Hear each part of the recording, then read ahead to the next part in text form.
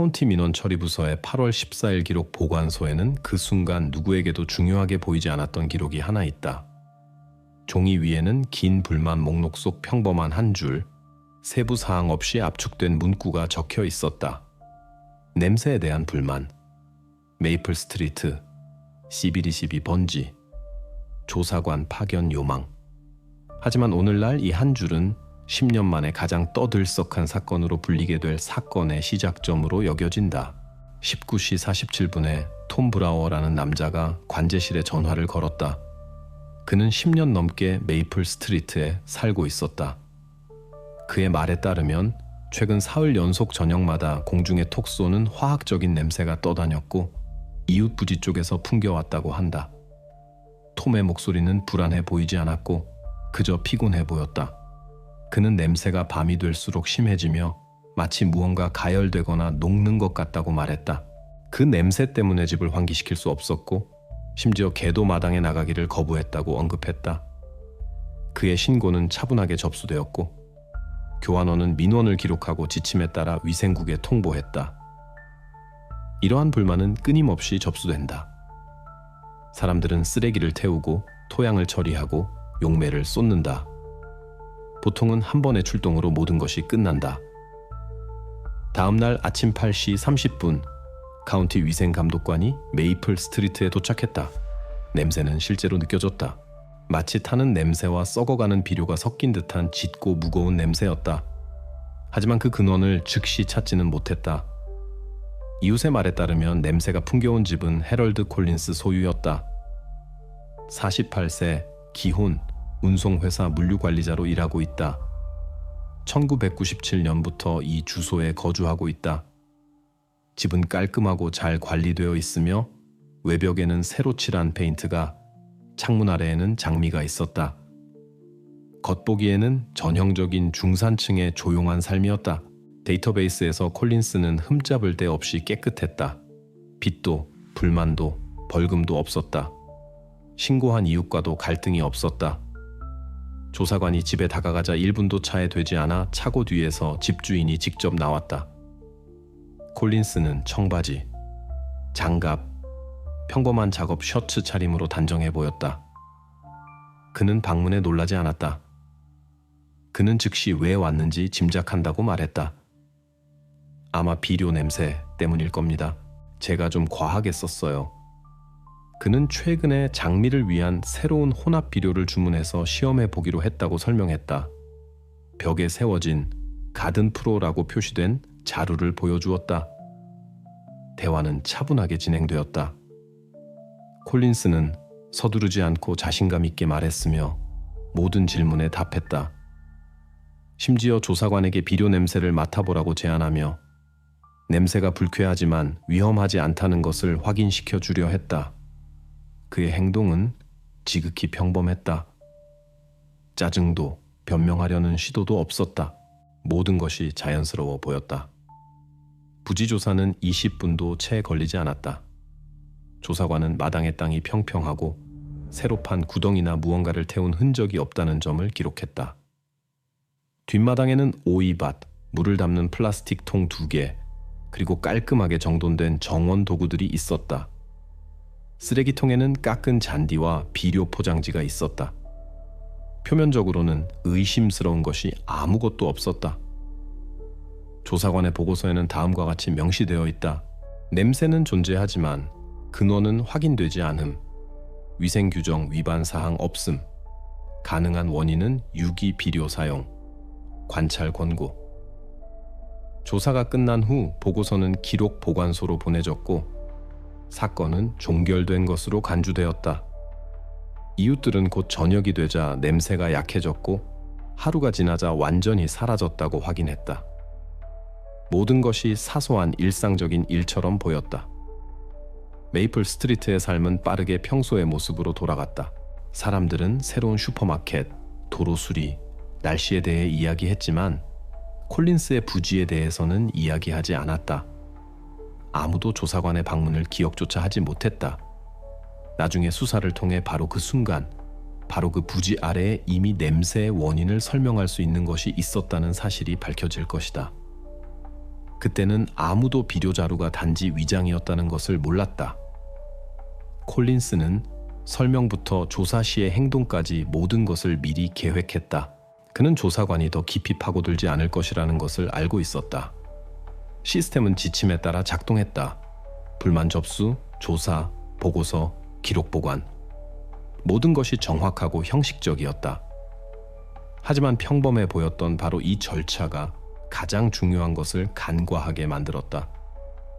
만약 그때 누군가 조금이라도 경계했다면 이야기는 아마 다르게 흘러갔을 것이다. 하지만 아무도 경계하지 않았다. 그리고 모두가 비료 냄새라고 생각했던 그 냄새는 다시 돌아올 것이다. 다만 그때는 무언가를 바로잡기에는 너무 늦었을 때일 것이다. 모두가 서로의 이름을 아는 작은 마을에서 해럴드 콜린스는 주저없이 믿을 만한 사람으로 불리는 사람이었다. 그는 결코 눈에 띄거나 주목받으려 하지 않았지만 도움이 필요할 때는 항상 곁에 있었다. 시청 보고서와 회의록에는 그의 성이 자주 등장했는데 불만 사항과 관련해서가 아니라 오히려 적극적인 주민 목록에 올라 있었다. 그는 지역 학교의 학부모 위원회 회원이자 매년 열리는 도시 축제 조직에 참여했으며 자원하여 수리 봉사 활동에 도움을 주었다. 이웃들은 누군가의 차고가 불타거나 치료비를 내야 할 때 가장 먼저 돈을 모으자고 제안한 사람이 바로 그였다고 회상했다. 그는 자선 마라톤에 참여하고 보호소를 위한 물품 상자를 가져오며 주변에서 일어나는 일에 무관심하지 않은 사람처럼 행동했다. 저녁, 특히 여름에는 해럴드를 마당에서 자주 볼 수 있었다. 그는 정원을 돌보고 잔디를 깎고 울타리 너머로 이웃과 담소를 나누었다. 그는 거리에서 작은 모임을 여러 번 조직했는데 동네 주민 모두가 모이는 바비큐 파티였다. 사람들은 그를 존경했지만 두려워하지는 않았다. 그는 옆에 있으면 거리감이 느껴지는 그런 유형의 사람이 아니었다. 오히려 그와는 항상 대화할 수 있고 조언을 구하고 날씨나 올해 장미가 어떻게 자라는지에 대해 간단히 몇 마디 나눌 수 있었다. 공식 자료에서 해럴드는 흠잡을 데 없는 평판을 가진 사람으로 묘사되었다. 그는 한 회사에서 10년 넘게 일했으며 시간을 잘 지키고 갈등을 일으키지 않았다. 동료들과는 원만하고 우호적인 관계를 유지했다. 경영진은 그를 조용하지만 극히 신뢰할 수 있는 직원으로 평가했다. 그는 논쟁하지 않았고 지각하지 않았고 결코 불평하지 않았다. 긴급하게 프로젝트를 끝내야 할 때 의지할 수 있는 사람이었다. 가정 생활도 마찬가지로 안정적으로 보였다. 이웃들은 아침마다 그가 차고에서 나와 아내를 직장에 데려다주고 그 후 학교에 들르는 모습을 자주 보았다. 주말에는 교회에 가고 늘 같은 카페에서 저녁을 먹고 슈퍼마켓에서 장을 보았다. 그의 삶은 매 순간이 제자리에 있는 시간표와 같았다. 아내 린다는 회계부서에서 일했다. 그들은 대학 시절에 만났고 함께 집을 사서 주택 융자를 갚고 두 아이를 키웠다. 동료들의 회상에 따르면 그녀는 남편을 자주 언급했다. 믿음직하고 침착하고 그와 함께 있으면 마음이 편안해요. 단체 사진에는 미소, 똑같은 스웨터, 가족 행사 배경이 담겨 있었다. 불안이나 불신을 불러일으킬 만한 것은 아무것도 없었다. 경찰 보고서나 보호기관 기록에는 지난 몇 년간 콜린스 부부의 주소로 단 한 건의 신고도 접수된 적이 없었다. 이웃의 불만도 학교에 전화도 없었다. 집은 항상 깔끔해 보였고 계량기는 제때 납부되었으며 세금도 제때 신고되었다. 근처에 사는 누구에게든 해럴드 콜린스가 어떤 사람이었는지 물어보면 대답은 항상 같았다. 조용하고 친절하고 가정적인 사람, 그리고 바로 이 때문에 나중에 밝혀질 사실은 모두에게 충격이 될 것이다. 왜냐하면 해럴드의 이 정상적인 세계는 흠잡을 데 없이 보이지만 완벽한 외관 위에 세워진 그런 세계이기 때문이다. 감정보다 질서가 중요하고 모든 것이 통제되고 올바른 형태로 포장된 세계. 그곳에는 우연의 여지가 없고 혼돈의 여지가 없다.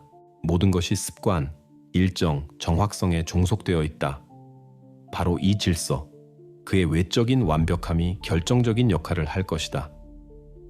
모든 것이 평온해 보이는 매끄러운 표면 아래에는 종종 밖으로 나와서는 안 될 것이 숨어 있기 때문이다.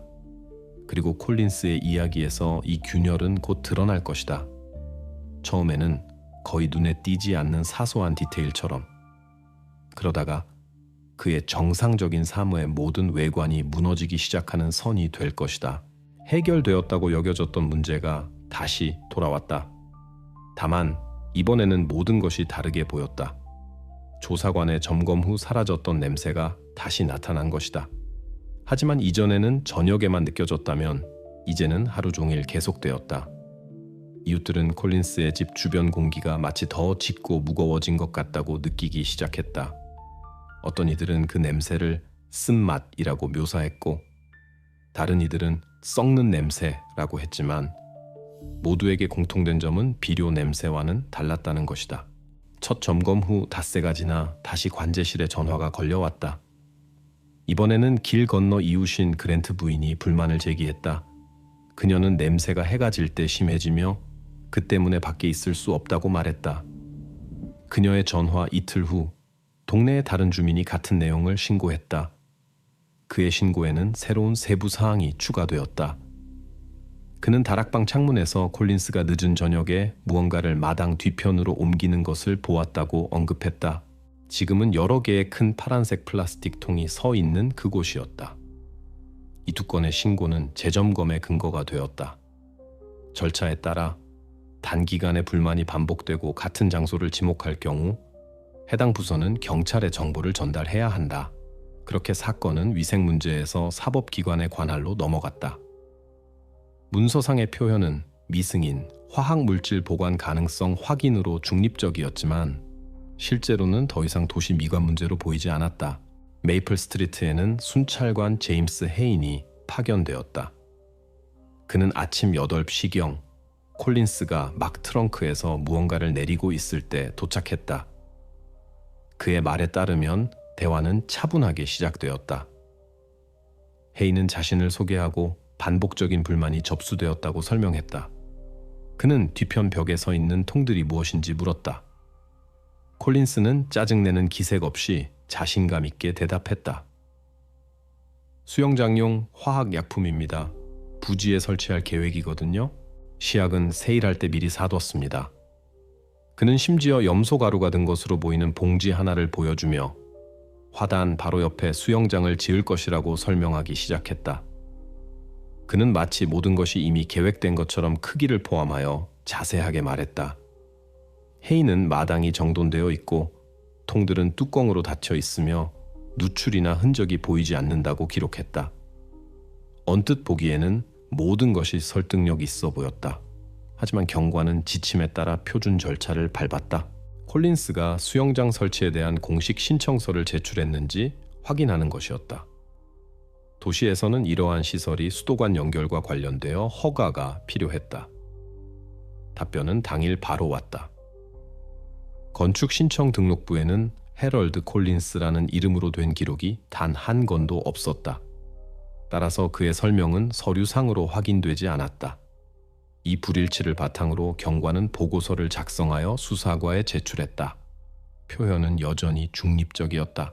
시민의 진술에 불일치 확인됨.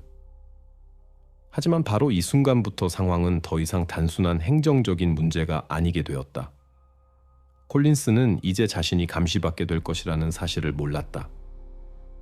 거의 일상적으로 내뱉은 그의 설명이 그의 삶의 외관이 금이 가기 시작했다는 첫 번째 신호가 될 것이라는 것도 몰랐다.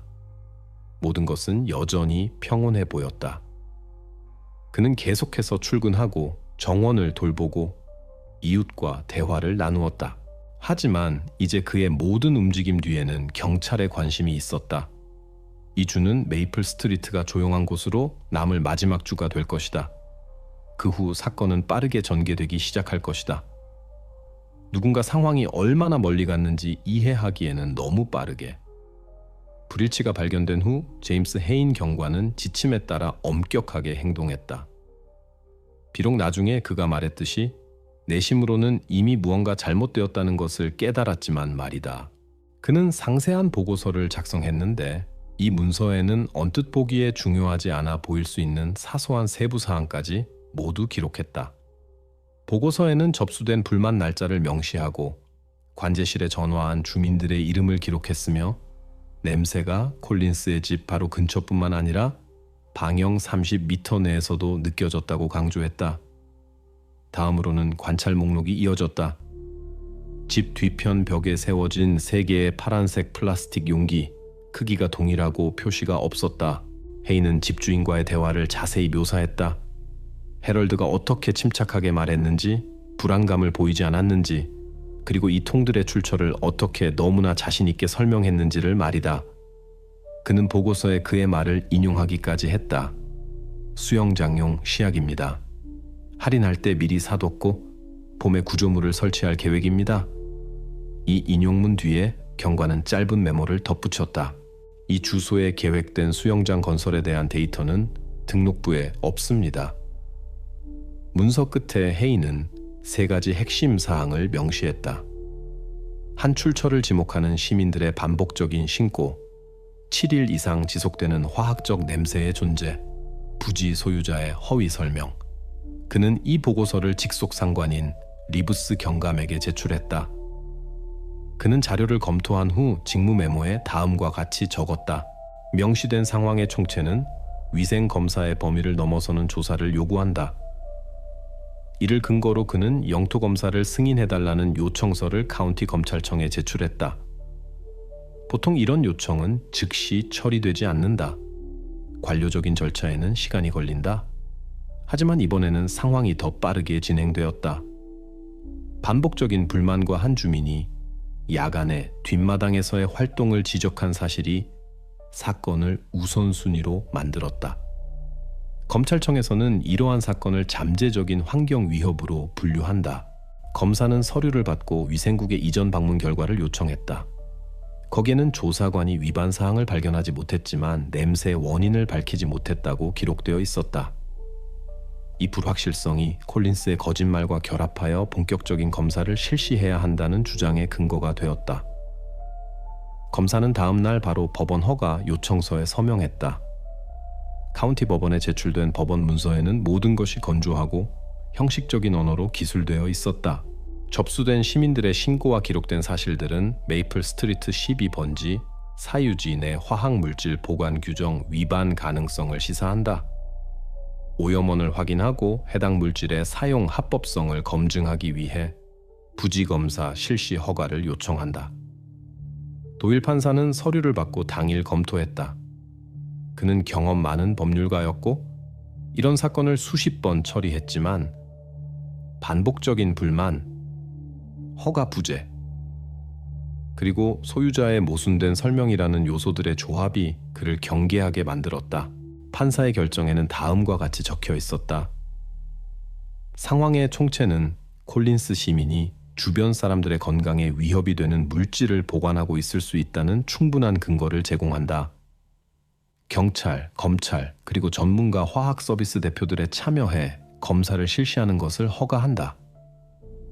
다음 날 경찰서에서 회의가 열렸다.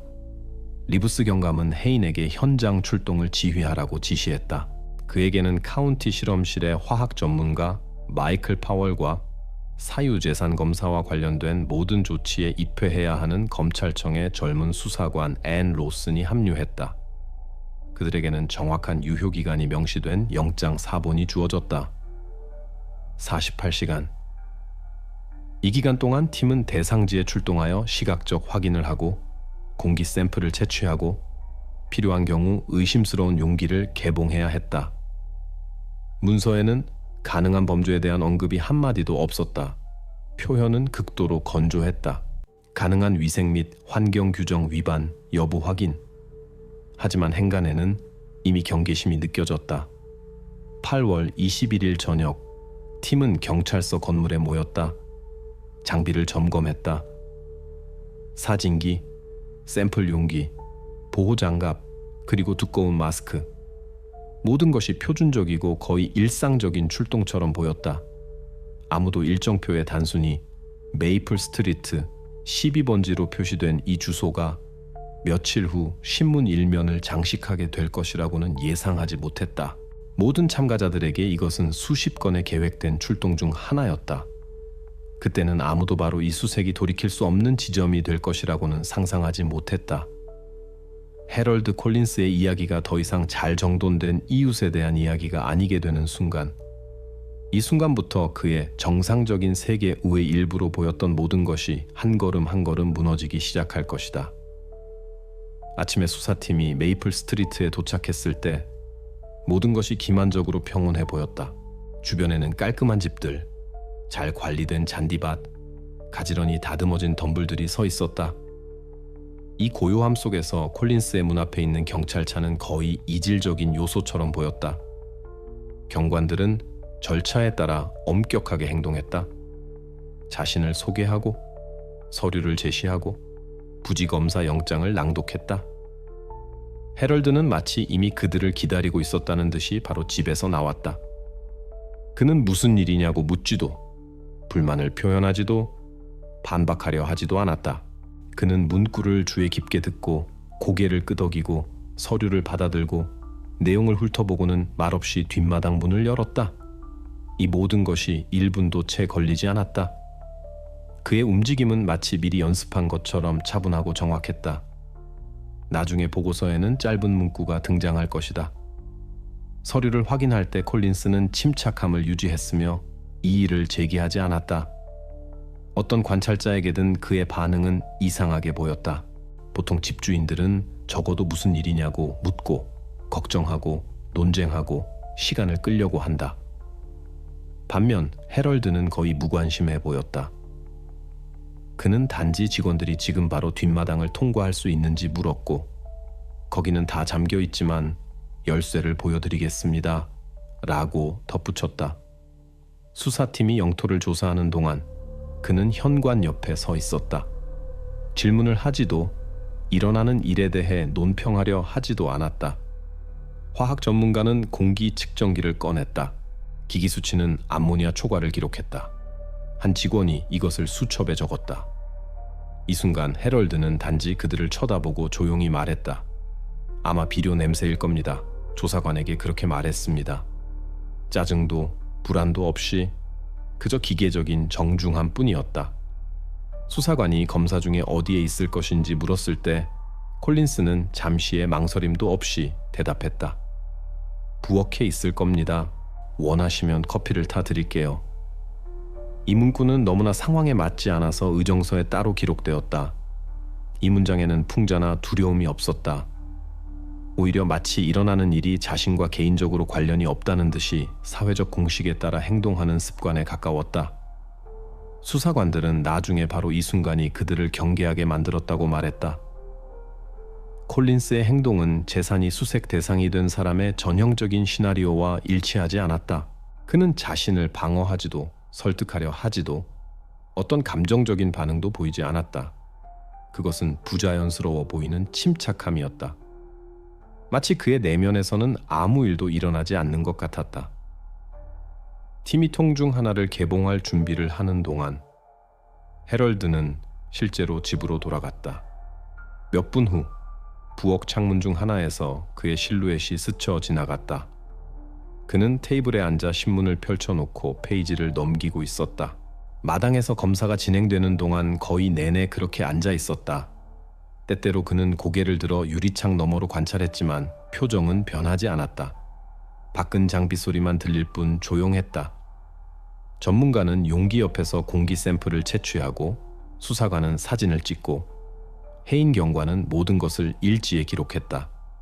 그리고 이 모든 시간 동안 콜린스는 유리창 안쪽에서 익숙한 자세로 팔꿈치를 테이블에 대고 손가락을 신문에 얹은 채로 남아 있었다. 의정서에는 이 순간이 짧게 묘사되어 있다.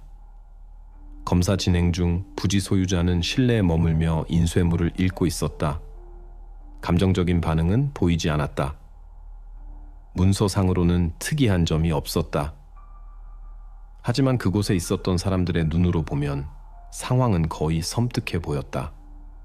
경찰이 처음 뒷마당에 들어섰을 때 그들은 일어나는 일에 대해 걱정하는 사람을 볼 것으로 예상했다. 대신 그들은 마치 자신의 현실에서 멀어진 듯한 인물을 마주했다. 존경받는 이웃, 모범적인 가장인 해럴드 콜린스는 얼음 같은 무관심으로 수색을 맞이할 수 있는 사람으로 드러났다. 이 장면은 나중에 수사에 있어 핵심적인 역할을 하게 될 것이다. 바로 이 장면에서부터 그의 이미지에 대한 재해석이 시작될 것이다. 이 순간까지 그는 단지 불만이 접수된 부지 소유자였다. 그 후에는 그의 행동이 설명을 요구하는 사람이 되었다.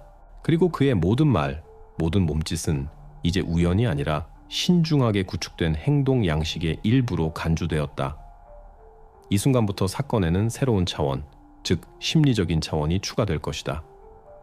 수사관들은 단서뿐만 아니라 콜린스 자신을 연구하기 시작하여 그가 실제로 어떤 사람이었는지 이해하려고 노력할 것이다.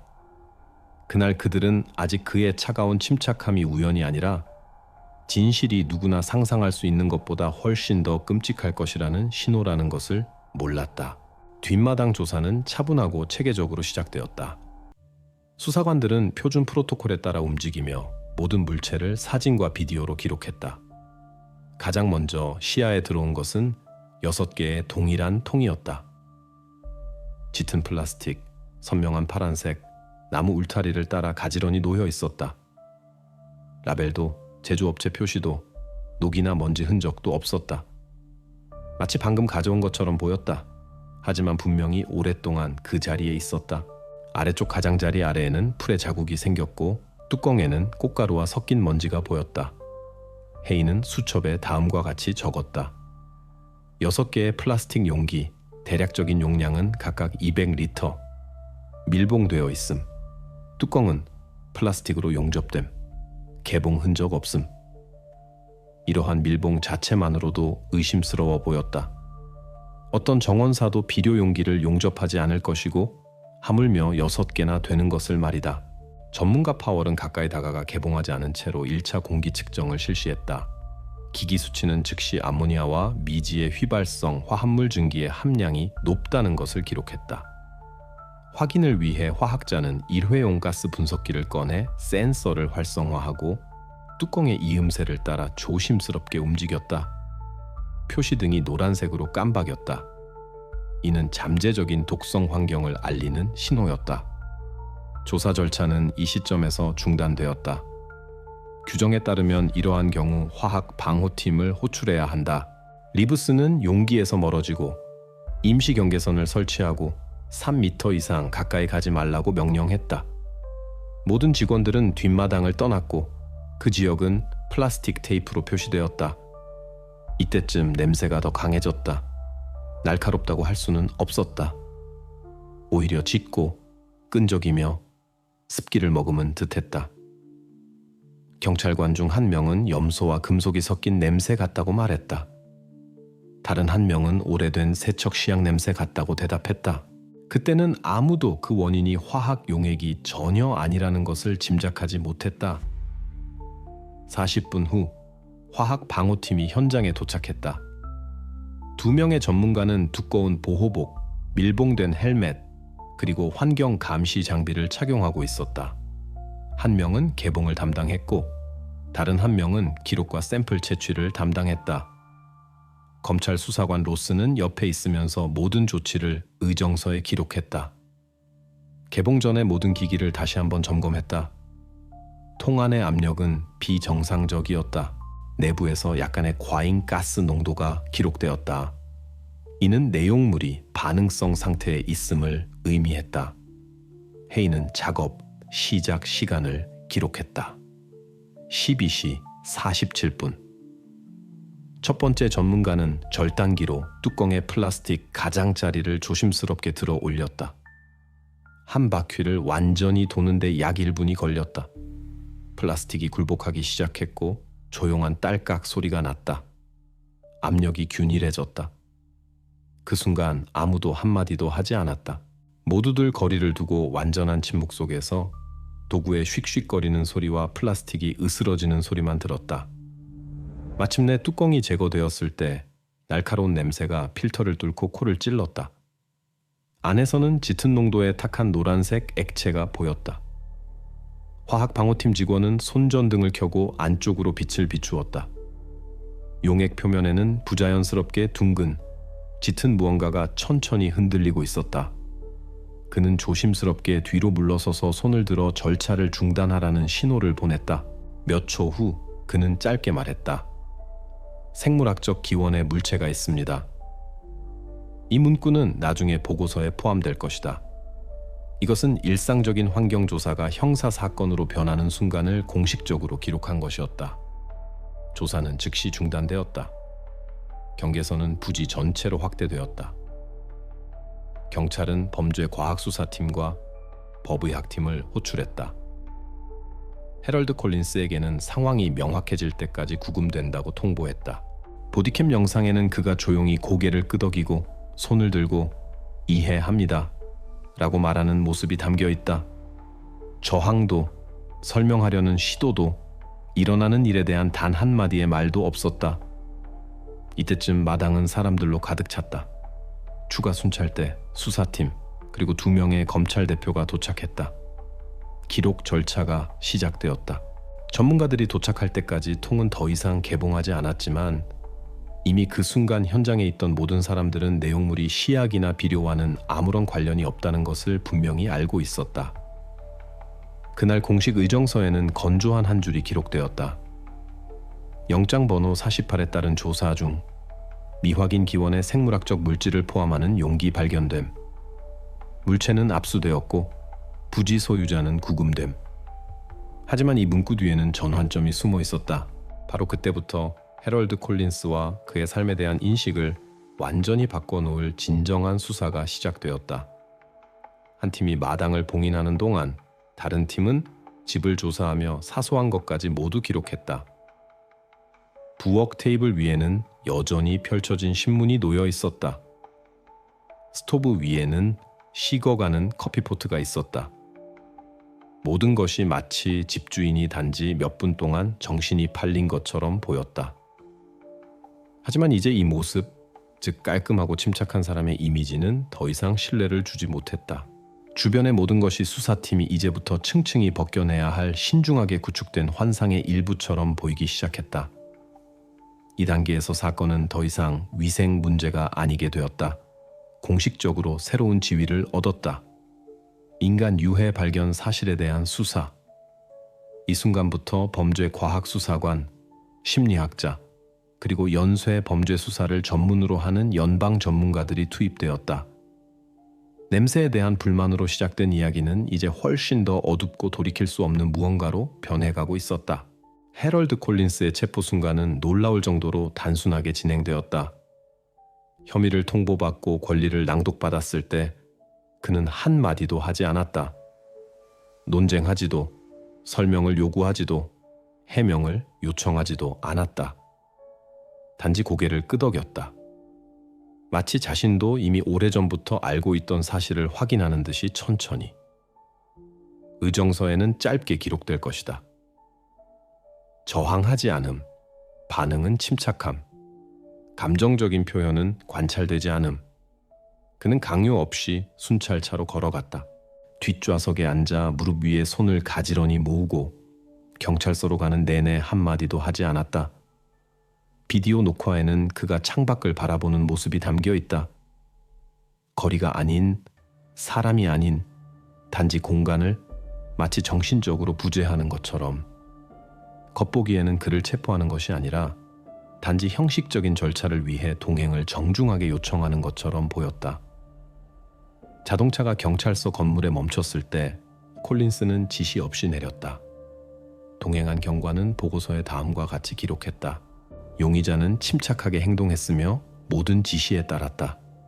공격성이나 공황의 징후는 보이지 않았다. 사진 촬영과 지문 채취 절차 중에도 그는 짜증이나 두려움을 전혀 보이지 않았다. 마치 이 모든 것이 그에게는 예상된, 거의 피할 수 없는 일인 것 같은 느낌이었다. 첫 번째 신문은 그날 저녁에 시작되었다. 방은 표준적이었다. 금속 테이블, 카메라 2대, 녹음기. 리브스 수사관과 로슨 검사가 함께 참석했다. 녹음에는 리브스가 침착하게 혐의의 본질을 설명하고 증거를 나열하고 직접적인 질문을 하는 소리가 들린다. 당신 부지에서 발견된 용기의 출처를 설명해 주시겠습니까? 대답은 침묵이었다. 몸짓도 시선도 없었다. 단지 숨소리뿐이었다. 수사관은 두 번째, 세 번째, 네 번째 질문을 던진다. 반응은 똑같다. 콜린스는 움직이지 않고 앉아서 테이블을 바라본다.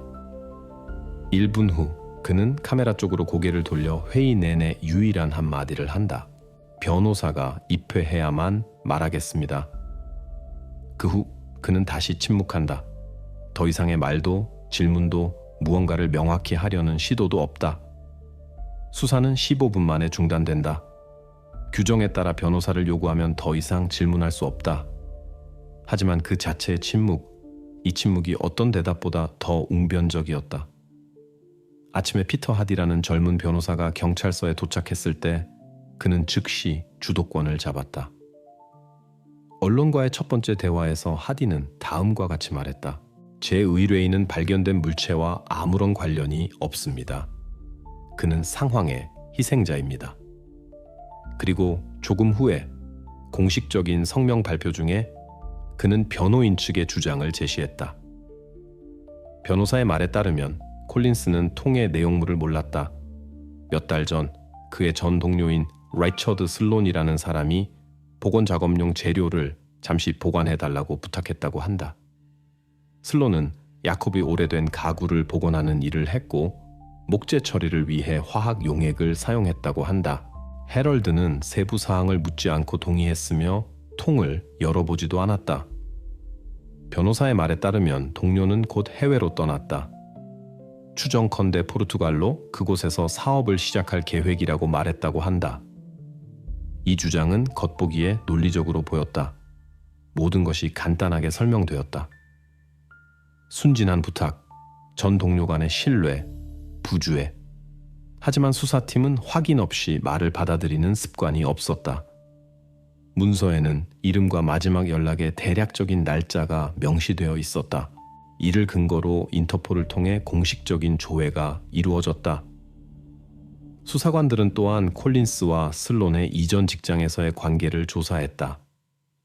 실제로 그들은 같은 부서에 소속되어 있었고 엔지니어링 프로젝트를 담당했으며 심지어 여러 시립 프로젝트에 공동으로 참여했다.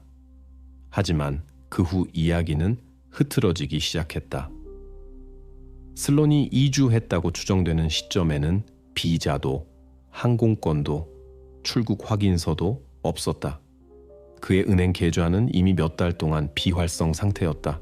그럼에도 불구하고 변호인 측은 자신의 주장을 고수했다. 변호사는 발견된 물질에 대한 독립적인 감정을 요청하며 통에는 산업용 시약이 보관되었을 수 있고 유기 잔류물의 존재는 주변 환경과의 화학 반응으로 설명된다고 주장했다. 그는 이 모든 것이 성급한 결론으로 인한 실수라고 주장하며 사건의 오해의 소지를 부여하려 했다. 콜린스는 그러면서도 같은 행동 양식을 유지했다. 이후의 모든 신문에 그는 자발적으로 출석했지만 침묵의 범위를 벗어난 적은 한 번도 없었다. 그는 앉아서 듣고 때로는 고개를 끄덕였지만 법률적인 정해진 문구 이상의 것은 말하지 않았다. 수사관들은 그를 반응 없는 사람이라고 불렀다.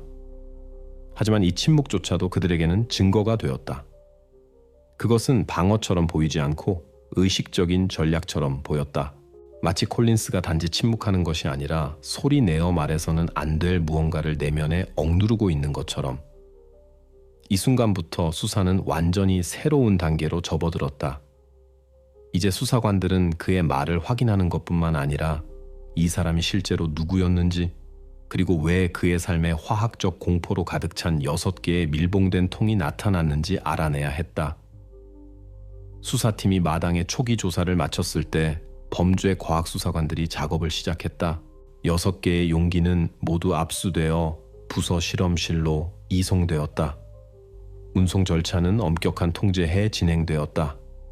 각 통은 별도의 용기에 담겨 봉인되었고 개별적인 의정서가 첨부되었다. 그 순간 아무도 그 안에 있는 것이 얼마나 엄청난 규모일지 알지 못했다. 조사 결과는 이틀 후에 나왔다. 나머지 5개의 통에서도 전문가들은 같은 것을 발견했다. 유기, 유해물. 모두 첫 번째 통에 있던 것과 유사한 화학 용액에 담겨 있었다. 보고서의 표현은 절제되어 있었다. 생물학적 기원의 6개 물체 발견됨. 추정컨대 인간 유전적 구성. 하지만 이 건조한 언어 뒤에는 수사의 흐름을 즉시 바꾼 사실이 숨어 있었다. 이 순간부터 사건은 더 이상 하나의 우연한 발견의 미스터리가 아니게 되었다. 그것은 시간에 걸쳐 확장된 체계적인 범죄의 이야기가 되었다. 전문가들은 각 용기 안에 다른 사람들에게 속한 조각들이 들어있다는 것을 밝혀냈다. 예비평가는 최소 6명의 개별 인물에 대한 것이라고 나타냈다. 수사팀에게 이것은 전환점이 되었다. 이제 문제는 화학 폐기물 보관도, 불행한 사고도, 차고에 잊혀진 통도 아니었다. 이것은 범죄 흔적을 은폐하는 장소였다. 법의학자들은 동시에 작업을 시작했다. 그들의 임무는 시간선을 복원하는 것이었다. 이 사람들이 각각 언제 사라졌는지, 얼마나 오랫동안 용액에 있었는지, 그리고 신원 확인이 가능한지. 첫 번째, DNA 분석 결과는 분석 시작 일주일 후에 나왔다. 모든 샘플은 여성에게 속했다. 나이는 약 20세에서 40세 사이였다. 유해가 있던 화학 환경은 신원 확인을 어렵게 했지만 전문가들은 유전 물질을 분리할 수 있었다. 전문가 보고서에는 다음과 같이 명시되어 있었다. 화학 환경에 놓인 시간은 6개월에서 8년까지 다양하다. 용해 시약의 흔적은 보존을 위해 성분을 점진적으로 추가했음을 나타낸다. 이것은 행동이 일회성이 아니라 계획적이었음을 의미했다. 누군가는 어떤 물질이 조직의 파괴를 늦추고 냄새가 퍼지는 것을 막는지 알면서 흔적을 숨기는 방법을 신중하게 계획했다. 부서 회의에서 리브스 수사관은 짧게 말했다. 우리는 하나의 범죄가 아니라 연쇄 범죄를 다루고 있습니다. 이 순간부터 사건은 공식적으로 연쇄살인 수사라는 지위를 얻었다. 뉴스에서는 이것이 거의 일상적으로 보도되었다. 기자들은 6개의 통과 끔찍한 발견에 대해 이야기했다. 하지만 수사팀 내부에서는 이미 알고 있었다. 6은 한계가 아니다. 만약 콜린스가 정말로 관련이 있다면 그것은 완벽한 질서에 대한 습관 위에 세워진 단영안의 계획에 대한 것이다. 그의 삶의 모든 단계, 모든 세부 사항, 깔끔한 정원에서부터 규칙적인 일정까지 이제는 다른 각도에서 보였다. 한편 그의 전 동료에 대한 주장의 확인은 계속되었다. 인터폴은 며칠 후 조회에 응답했다. 명시된 이름과 여권 정보를 가진 인물은 실제로 존재했다. 리처드 슬론, 미국 시민, 건설 엔지니어, 작년 2월에 출국했다. 하지만 인터폴 데이터베이스에는 다음과 같은 메모가 있었다. 6월에 리스본에서 심장마비로 사망, 사건 종결. 이 정보는 변호인 측의 주장에 종지부를 찍었다. 만약 슬론이 통이 발견되기 1년 전에 사망했다면 그는 물리적으로 그것들을 가져오거나 보관을 요청할 수 없었다. 더욱이 이웃과 동료들의 증언에 따르면 아무도 슬론이 콜린스의 집에 온 적이 있다는 것을 기억하지 못했다. 그들의 직업적인 경로는 형식적으로 겹쳤지만 해고 후 개인적인 접촉은 기록되지 않았다. 변호사는 새로운 변호 라인을 구축하려고 시도했다. 증거 조작 가능성을 암시하고 증거 위조에 대해 이야기했다. 하지만 그 시점에는 이미 수사팀이 그의 주장을 근거 없다고 판단할 충분한 사실을 가지고 있었다. 콜린스의 집에서 화학약품 구매 기록이 발견되었다. 용매, 방부제, 시약 발견된 용기와 동일한 농도로 사용된 모든 것. 영수증은 다른 연도로 되어 있었지만 안정적인 구매 패턴을 나타냈다. 새로운 세부 사항 하나하나가 주요 가설을 더욱 강화할 뿐이었다. 해럴드 콜린스는 이야기의 우연한 참가자가 아니었다. 그는 과정을 통제했고 자신이 무엇을 하는지 알고 있었으며 처음이 아니었다. 그의 침묵은 이제 다르게 인식되었다. 당황이 아니라 자신이 얼마나 깊이 들어갔는지 이해하는 사람의 의식적인 선택으로. 이 순간부터 수사는 완전히 지난 10년간의 그의 삶을 재구성하는 데 집중되었다. 카운티의 모든 실종 여성들은 화학 분석의 시간대와 대조되기 시작했다. 경찰은 관계, 접촉, 이동 경로, 전화 청구서를 확인했다. 밝혀진 것의 규모는 첫 며칠 동안 누구나 상상할 수 있었던 것보다 훨씬 더 컸다. 이제 수사는 해럴드 콜린스의 삶의 모든 사실, 모든 사소한 것이 단서가 될 수 있는 단계에 들어섰다. 그의 과거는 더 이상 단순한 전기가 아니었다. 그것은 수사관들이 흠잡을 데 없는 평판을 가진 평범한 사람이 어떻게 수십 년 동안 자신의 비밀을 모든 사람의 눈앞에서 지킬 수 있었는지 이해하기 위해 따라가야 할 지도가 되었다. 6명의 희생자가 모두 확인되었을 때 수사관들은 새로운 과제에 직면했다. 그들이 누구였는지 밝혀내는 것이었다. 바로 이 단계에서 수사는 충격의 단계에서 분석의 단계로 넘어갔다. 가장 큰 어려움은 증거의 상태였다. 용기를 채우고 있던 화학 용액은 수년에 걸쳐 연조직의 대부분을 부식시켰다. 시각적 신원 확인은 불가능했다. 지문은 완전히 파괴되었다. 어떤 경우에는 뼈 구조조차 부분적으로 용해되었다. 법의학자들은 전통적인 방법이 통하지 않을 것이라고 인정했다. 우회로를 찾아야 했다. 주요 초점은 분자 감정에 맞춰졌다. DNA 분석과 치과 기록을 실종자 데이터베이스와 비교하는 것이었다. 실험실에서는 유전 물질을 추출하기 위해 뼈 물질의 아주 작은 조각까지 분리했다. 이것은 시간이 아닌 몇 주가 걸리는 고된 작업이었다. 이 단계에서 중앙범죄과학센터의 전문가들이 투입되었다. 그들은 산성 시약에 노출된 후 DNA를 복원하는 최신 기술을 사용했다. 각 샘플은 별도의 멸균 캡슐에 넣고 분해된 사슬을 안정화시킬 수 있는 특수 효소로 처리했다. 어려움에도 불구하고 점차 결과가 나타나기 시작했다. 첫 번째 일치는 분석 시작 3주 후에 얻을 수 있었다. 샘플 중 하나가 에밀리 카터라는 여성의 치과 기록과 일치했다. 그녀는 이미 2년 동안 실종 상태였다. 마지막으로 목격된 곳은 도시 외곽의 작은 자동차 정비소였는데 그곳에 차를 수리 맡겼었다. 이 일치는 반복 테스트로 확인되었다. 결과는 100%였다. 보고서의 공식적인 표현은 건조했다. 희생자 번호사 카터 에밀리 33 새 신원 확인 2019년 5월에 실종됨. DNA 및 치과 데이터 일치는 실험실에서 확인됨. 하지만 수사관들에게 이 기록은 단순한 이름 이상의 의미를 가졌다. 처음으로 이름 없는 발견이 역사를 갖게 되었다. 경찰은 에밀리의 실종 사건 자료로 돌아갔다.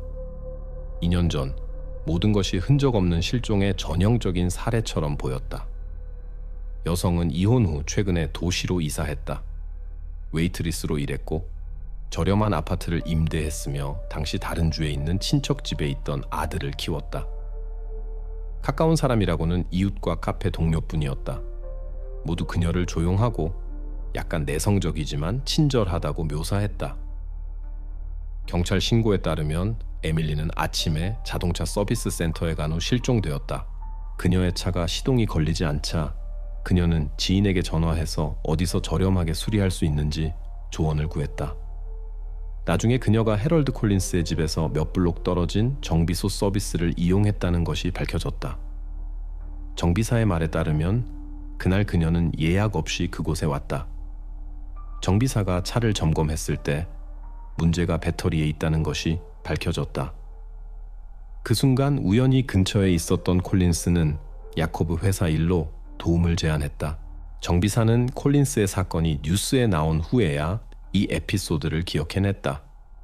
그의 말에 따르면 해럴드는 정중하고 예의 바르고 특징적으로 부품값을 받기를 거부하며 사소한 것은 나중에 해결할 수 있다고 말했다. 에밀리는 그에게 감사하고 떠났다. 그 후 그녀를 본 사람은 아무도 없었다. 이 증언들은 사건의 새로운 에피소드의 기초가 되었다. 이제 수사팀은 콜린스와 희생자들 사이의 관계가 전혀 우연이 아닐 수 있다는 것을 이해했다. 그는 순간을 포착했다. 도움을 제안하고 기꺼이 도와줄 친절한 이웃의 인상을 심어주었다. 같은 행동 패턴이 경찰이 이제 데이터를 수집하기 시작한 다른 실종 사건에서도 나타났다. 전문가들은 나머지 유해의 신원 확인을 계속했다.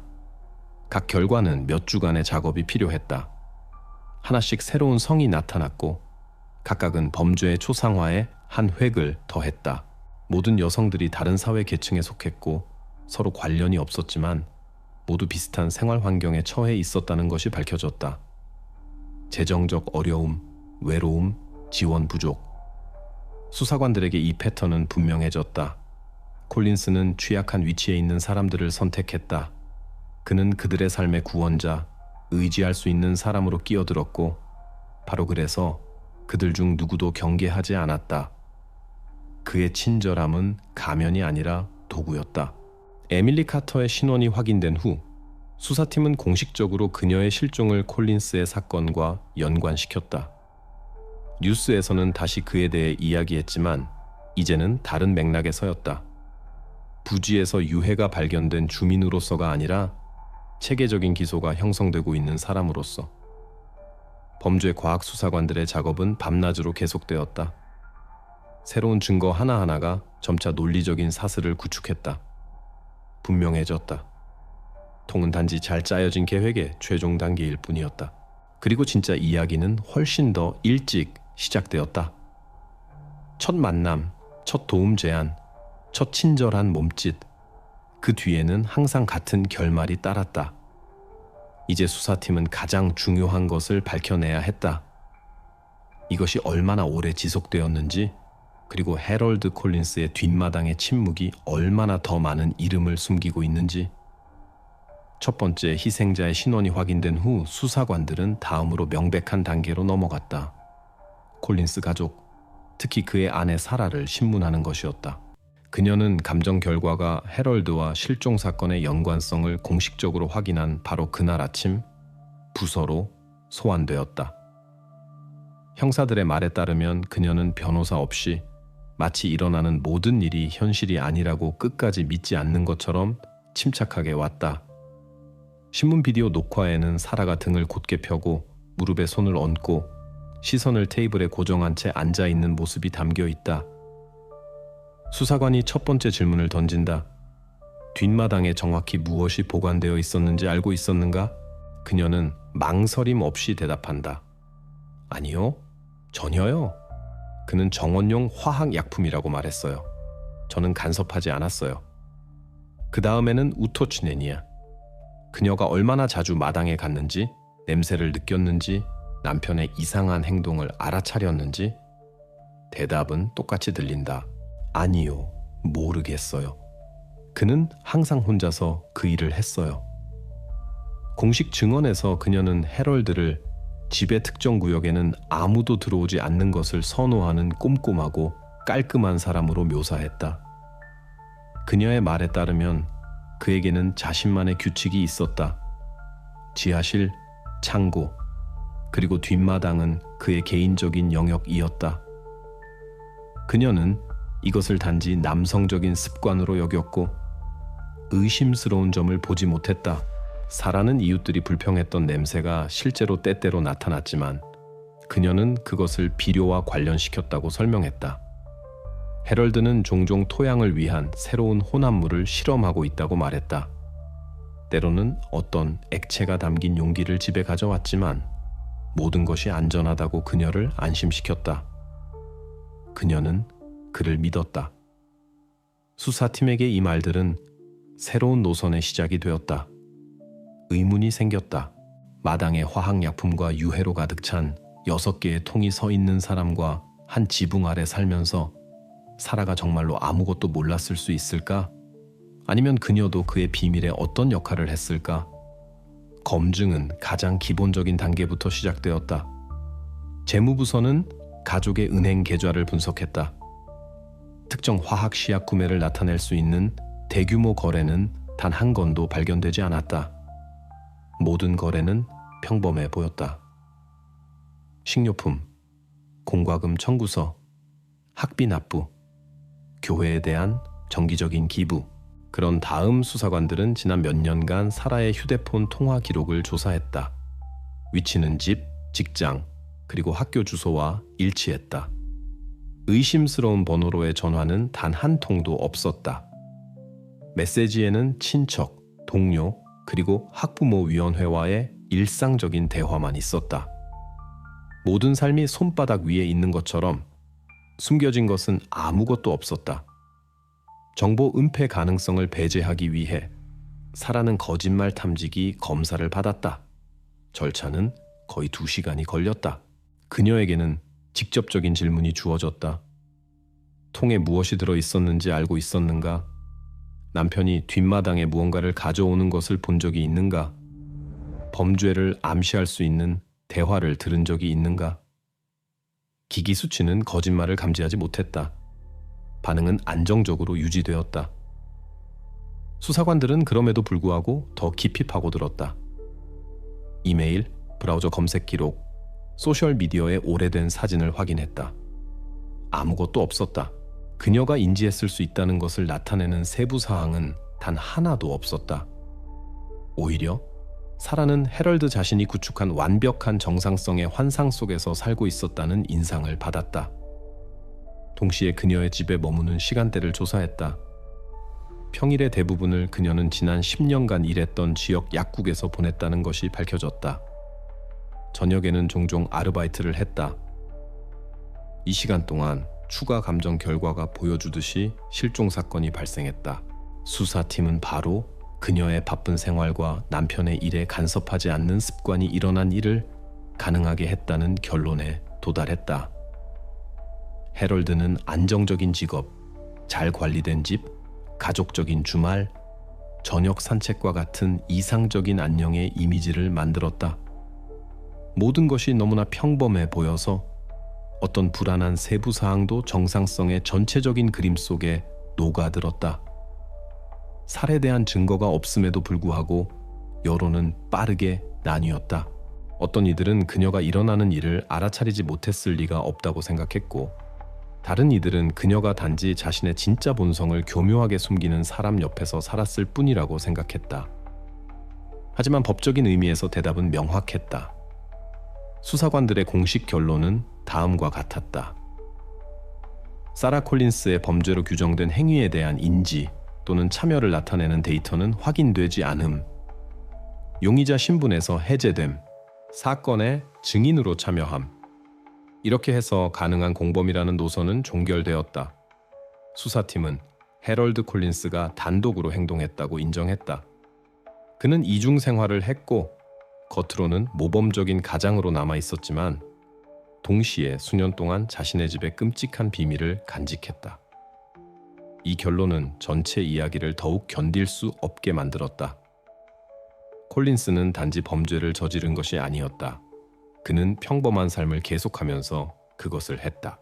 아내와 아침을 먹고 잔디를 깎고 교회에 가고 이웃과 뉴스를 토론했다. 이 모든 시간 동안 그의 옆에는 6개의 밀봉된 용기가 서 있었고 아무도, 심지어 한 지붕 아래에서 그와 함께 잠을 잔 사람조차도 아무것도 알아차리지 못했다. 수사팀이 공범이라는 버전을 완전히 기각했을 때 수사는 새로운 단계로 접어들었다. 이제 과제는 다른 것이었다.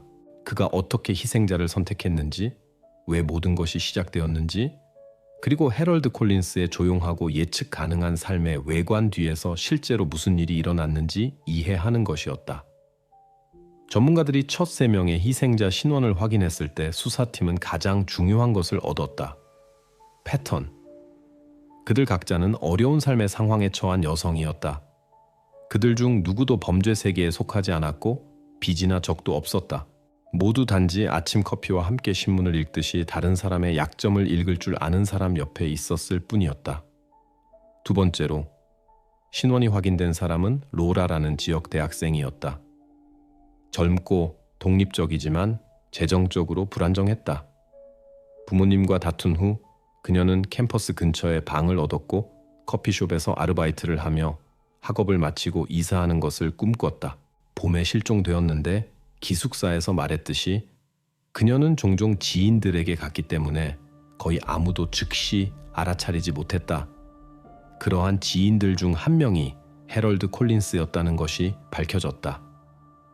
신문에서 커피숍 주인은 그가 몇 번 그곳에 와서 그녀에게 소포를 가져다주고 모두에게 팁을 남겼다고 기억했다. 세 번째는 공장이 폐쇄된 후 직장을 잃은 중년 여성이었다. 절망 속에서 아르바이트를 찾았고 광고에 응답했다. 수사팀의 데이터에 따르면 바로 그런 광고 중 하나, 즉 정원 관리에 대한 시간제 일자리가 그녀를 콜린스와 연결시켜 주었다. 직업센터의 비디오 녹화에는 그가 스토이카에 다가가 도움을 제안하고 명함을 건네는 모습이 담겨 있다. 태도는 흠잡을 데 없고 말은 차분하다. 그는 첫 몇 분 만에 신뢰를 얻는 방법을 알았다. 네 번째는 동유럽에서 온 난민이었다.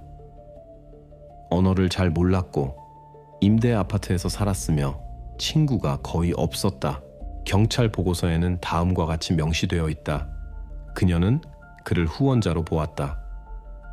해럴드는 그녀가 서류를 작성하는 것을 도와주고 식료품 가게에 데려다주고 어디서 안전하게 집을 구할 수 있는지 조언해 주었다. 이웃들의 말에 따르면 그녀는 그를 콜린스 씨, 좋은 사람이라고 불렀다. 그녀의 실종을 아무도 그와 연관시키지 않았다. 그 당시 그는 이미 모든 사람에게 도움을 줄 준비가 된 모범적인 시민의 이미지를 구축했다. 이 모든 이야기들은 겉보기에는 관련이 없어 보였지만 수사관들이 콜린스의 이동 시간대와 지리를 겹쳐보자 그림이 맞춰졌다. 그는 체계적으로 상황에 의해 약해진 사람들을 선택했다. 외로움, 상실, 절망, 내적인 자원도, 지원 네트워크도 부족한 사람들, 모든 경우에 그는 똑같이 행동했다. 먼저 신뢰, 그 다음 참여, 그리고 갑작스러운 실종. 그 다음에는 직접적인 접촉의 증거를 찾는 작업이 시작되었다. 그리고 여기서 처음으로 콜린스가 감출 수 없었던 세부 사항들이 떠오르기 시작했다. 한 증인은 그가 로라가 학생 기숙사에서 트럭으로 여행 가방을 옮기는 것을 돕는 것을 보았다고 보고했다. 공식 데이터에 따르면 소녀는 자동차가 없었다. 즉, 그녀는 정말로 이사를 계획하고 있었고 이 이사에서 바로 그가 그녀를 도왔다. 또 다른 증거는 거리 카메라 시스템의 기록 보관소에서 발견되었다. 3년 전의 녹화에는 콜린스와 외모가 비슷한 남자가 직업센터 근처에 서 있다. 배경에는 세 번째 희생자와 특징이 일치하는 여성이 있다. 그는 그녀에게 전화기로 무언가를 보여주고 그들은 함께 건물에서 나온다. 그날 그녀는 사라졌다. 또 다른 일치는 은행 보고서에서 발견되었다. 같은 시간에 다른 고속도로에서 여러 번의 연료비 결제. 전문가들은 그가 지인들을 자주 태워주었다고 추측했다. 집까지 데려다 주는 것을 핑계로 이 여행들은 실종 날짜와 일치했다. 그렇게 점차 그의 방법이 구축되었다. 그는 충동적으로 행동하지 않았다. 새로운 실종 하나하나가 신중하게 계획된 단계였다. 그는 사람이 이미 감사와 신뢰를 느끼는 순간을 선택했고 그 다음에는 단순히 그들의 이야기에서 사라져 흔적을 지웠다. 그의 어두운 과거는 범죄와 관련이 없었다. 그것은 그의 습관, 사람들을 대하는 방식, 그리고 위장으로 사용된 침착함 속에 숨어 있었다. 수사에 참여한 심리학자들은 다음과 같이 지적했다. 콜린스는 익숙한 의미의 전형적인 미치관기가 아니었다. 그에게는 분노의 폭발도 복수나 열정의 동기도 없었다. 그를 구별하는 것은 차가운 합리성이었다. 그는 통제가 완전히 자신에게 속한 상황을 만들었다. 모든 단계는 신중하게 계산되었고 모든 세부 사항은 계획되었다. 전문가들이 6번째 희생자의 신원을 확인했을 때 수사팀은 마침내 규모를 파악했다. 헬렌 모리스라는 여성이었다. 그녀는 8년 전에 실종되었다. 그녀의 사건은 당시 증인이 없고 증거도 없고 단서도 하나도 없어서 빠르게 종결되었다. 이제 거의 10년이 지나서야 수사관들은 그녀가 모든 희생자 중 가장 초기라는 것을 확인했다. 헬렌은 콜린스가 그 시절에 하청업체로 등록되어 있던 회사에서 회계사로 일했다. 그들 사이에는 짧은 업무상의 접촉이 있었다. 그는 사무실에 환기 장치를 설치하는 일을 했다. 기록 보관소의 데이터에 따르면 그녀가 실종되기 며칠 전 그녀는 업무상 그에게 전화했다. 그 후에는 침묵이었다. 그녀의 차는 한 달 후 호숫가에 버려진 채 발견되었다. 당시 아무도 이것을 그와 연관시키지 않았다. 콜린스는 전과도 혐의도 없었기 때문이다. 이상적인 시민, 선량한 가장, 훌륭한 평판을 가진 사람. 전문가들의 결론은 명확했다. 콜린스는 최소 8년 동안 순차적으로 행동했다. 도시는 바뀌었고 희생자는 바뀌었지만 계획은 그대로였다. 그는 흔적 없이 의심을 사지 않고 조용히 사냥했다. 이것은 통제력을 잃은 사람이 아니라 결코 잃지 않은 사람이었다. 이제 수사팀은 가장 중요한 질문에 답해야 했다. 원인이 무엇이었는가? 왜 해럴드 콜린스는 겉보기에는 교회의 다른 어떤 주민과도 다르지 않은 그런 길을 선택했는가? 이것을 이해하기 위해 그의 과거, 즉 어린 시절, 가족, 그리고 보통 다른 사람의 전기에서는 다루어지지 않는 것들에 옴라티스해야 했다. 바로 거기서 수사관들은 이 어둠이 어떻게 태어났는지 설명해 줄 것을 찾기를 희망했다. 6명의 희생자가 모두 신원이 확인된 후 수사관들은 마지막으로 가장 감정적으로 어려운 단계로 넘어갔다. 그들이 유죄라고 믿는 사람과 직접 대면하는 것이었다. 이때쯤에는 DNA 결과, 증인, 비디오 녹화, 시간과 장소의 일치 등 증거 기반이 이미 상당했다. 하지만 법적으로 사건은 여전히 불안정했다. 콜린스 자신의 자백이 없다면 모든 것이 장기적인 법적 다툼으로 변질될 수 있었고 사소한 것 하나가 기소를 무너뜨릴 수 있었다. 바로 그래서 재신문을 실시하기로 결정했다. 다만 이번에는 평소의 절차적인 형식 없이 압박이나 위협 없이 수사관들은 심리학자들이 결과와의 만남이라고 부르는 전술을 선택했다. 그들은 대답을 요구하지 않았다. 그들은 얼굴을 보여주었다. 하나씩. 신문실은 불필요한 모든 것에서 깨끗하게 치워졌다. 테이블 위에는 램프, 녹음기, 그리고 얇은 자료 파일만 있었다. 콜린스는 호송해 들어왔고 수갑이 풀리고 의자가 제공되었다. 그는 마치 비즈니스 미팅에 온 것처럼 침착하게 앉았다. 의정서에는 다음과 같이 기록되어 있다. 용의자의 행동은 절제되어 있으며 감정적인 반응은 없다. 외관상으로는 침착하다. 수사관은 서론 없이 시작했다. 파일에서 첫 번째 사진을 꺼냈다. 에밀리 카터. 그녀의 이야기는 거의 짧은 부고처럼 들렸다. 실종 날짜, 장소, 직업, 그녀를 기다리던 사람들. 이야기를 마친 후 수사관은 물었다. 이 여성을 기억하십니까? 콜린스는 사진을 몇 초간 바라보다가 시선을 벽으로 옮겼다. 침묵은 오랫동안 계속되었다. 말도 몸짓도 없었다. 다음은 두 번째 사진.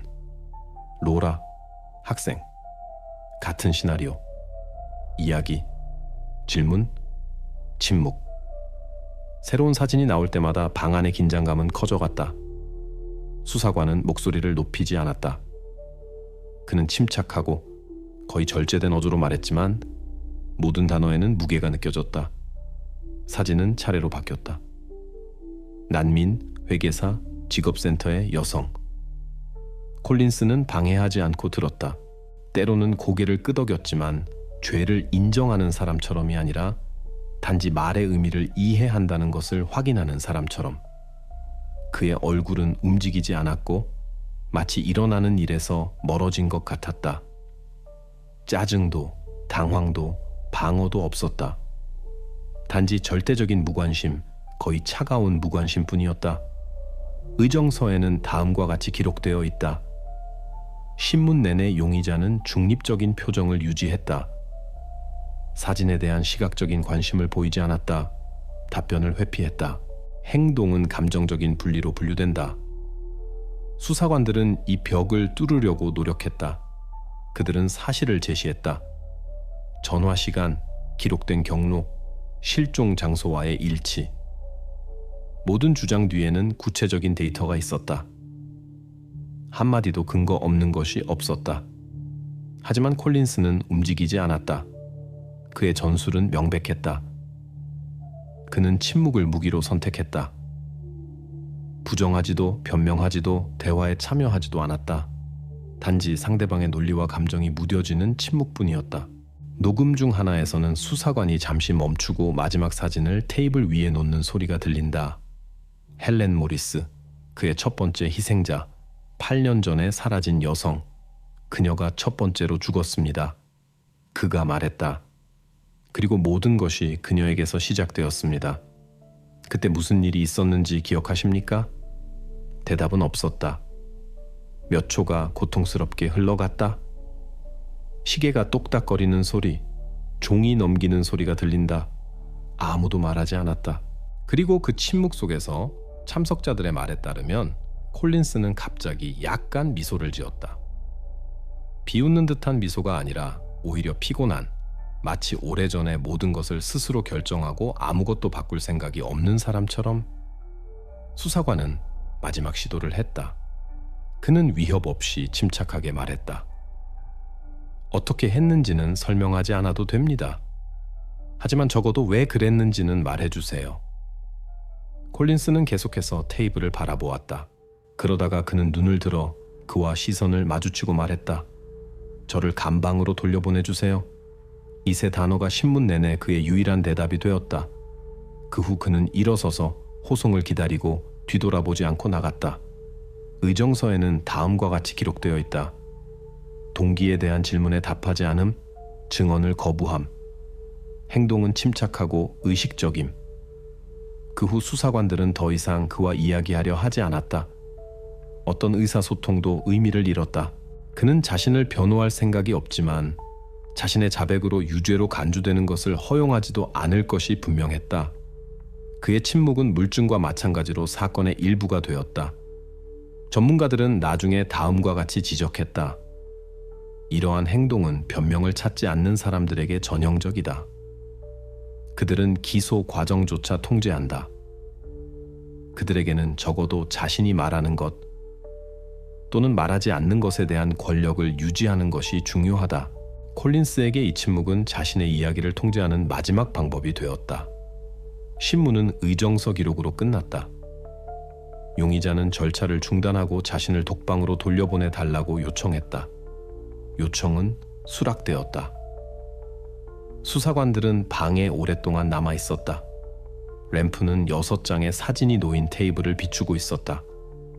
6개의 얼굴, 6개의 이야기, 6개의 운명, 하나의 선으로 연결된. 콜린스는 한마디도 하지 않았지만 바로 그의 침묵이 수사팀에게 그의 유죄를 최종적으로 확신시켰다.